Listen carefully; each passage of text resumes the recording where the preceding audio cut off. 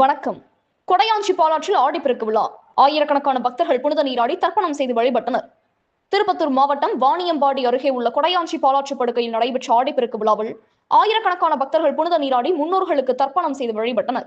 கொடையாஞ்சி பாலாற்றங்கரையில் அமைந்துள்ள பழமையான காசி ஈஸ்வரம் ஆலயம் மற்றும் ஸ்ரீ பாலமுருகன் கோவிலில் ஆடிப்பெருக்கு விழாவையொட்டி காலை முதலே சிறப்பு அபிஷேகம், அலங்காரம் மற்றும் பூஜைகள் நடைபெற்றன.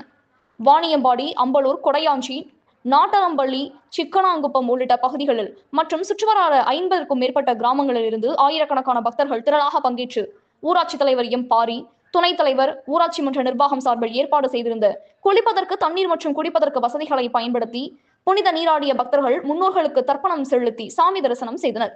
விழாவையொட்டி ஊராட்சி சார்பில் பாட்டு மன்ற நிகழ்ச்சியும் நடைபெற்றது.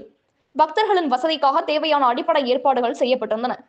விழா அமைதியாக நடைபெற மாவட்ட காவல் கண்காணிப்பாளர் அக்ஷய் அனில் வாகரை தலைமையில் போலீசார் பலத்த பாதுகாப்பு பணியில் ஈடுபட்டிருந்தனர்.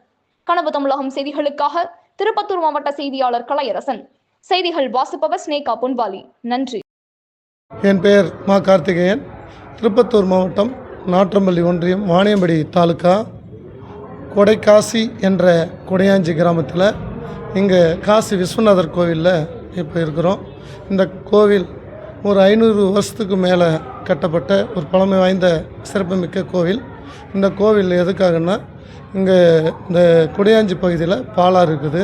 இந்த பாலாத்தில் நீராடிட்டு இந்த சிவனை வழிபட்டால் எனக்கு அனைத்து செல்வங்களும் கிடைக்கும்னு முன்னோர்கள் சொல்லப்படுது. அப்படி தான் வணங்கின்னு இருக்கிறாங்க.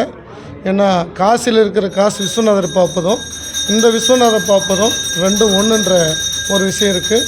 இந்த பாலாறில் என்னென்ன வரலாறு, பாலாத்தில் போய் காசியில் எடுத்துன்னு போய் அஸ்தியை கரைக்கிறதுக்காக அஸ்தி எடுத்துன்னு போகும்போது இந்த இடத்துல தவறி கீழே விழுந்துடுது.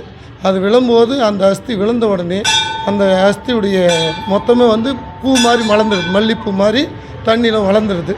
அது மலர்ந்ததுனால இதுவே ஒரு புண்ணிய ஸ்தலமாக அப்போ இருந்து இந்த ஆற்றை வணங்கின்னு வராங்க. இந்த ஆற்றுக்கு நார்மலாக பாலாற்றுக்கு டெய்லியும் போயிட்டு ஒரு 10,000 பேர் 5,000 பேர் வருவாங்க. போகக்கூடிய பகுதி இது. டெய்லியும் புண்ணிய நீராடிட்டு இந்த சாமியை வழிபட்டுன்னு போகிறாங்க.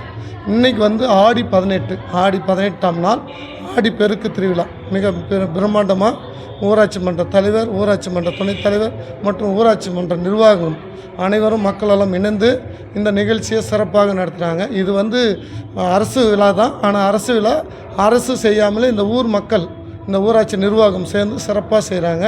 1 லட்சத்திற்கும் மேற்பட்ட மக்கள் இன்று இங்கே புனித நீராடி மணலை ஒன்று கூட்டி பெரியவர்களை நினைத்து அவர்களுக்கு போயிட்டு எல்லாம் அபிஷேகம் அர்ச்சனை பண்ணி வணங்குகிறாங்க. அதுக்கப்புறம் வணங்கிட்டு இந்த கோயில்களெல்லாம் சுற்றி பார்க்குறாங்க. இதுதான் இங்கே சிறப்புமிக்க ஒரு பூமி. இந்த